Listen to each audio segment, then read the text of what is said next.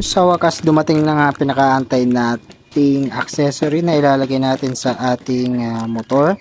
So ito nga pala yung cover dun sa panel switch. Pagpasensya nyo ng ating kuko. Nakakatapos lang natin mag-workout. Ayan. So yeah, let's go back. So ito nga pala yung panel switch ng ADB. Kasi marami tayo nabasa. Simula pa noon bago pa labas tong ADB 160 na nagkaka-issue daw yung kanyang panel kapag naulanan tapos naarawan. So syempre kailangan na nating agapan yan. So buti na-invento tong switch cover na to. Kudos sa inyo, sec.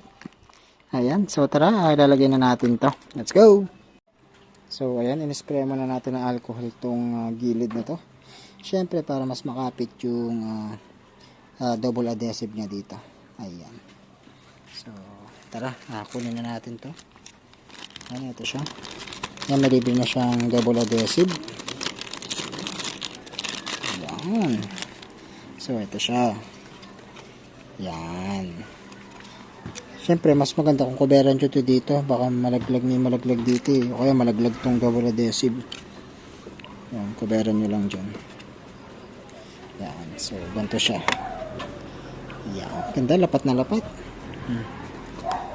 Ayan, lapat na lapat siya. Ayan, tapos bubuksan, ito ganito siya. Ayan, medyo ano pa, makunat-kunat pa. Ayan. Ayan, pinas forward na natin sa part na to. Okay, dahan-dahan lang pagdikit ng double adhesive kasi medyo manipis siya. Kailangan kamat siya ng shape ng mismong base niya. Ayan, again, recommended to sa mga naka-ADB dyan. Lalo na kung bagong labas ang inyong ADB. Ayan, mas maganda kung agapan nyo na yung mga gantong issue.